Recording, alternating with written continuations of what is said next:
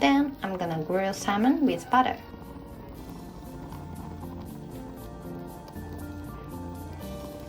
It takes 3 to 4 minutes on each side. While cooking salmon, let's make side dish. Remove string from snap peas.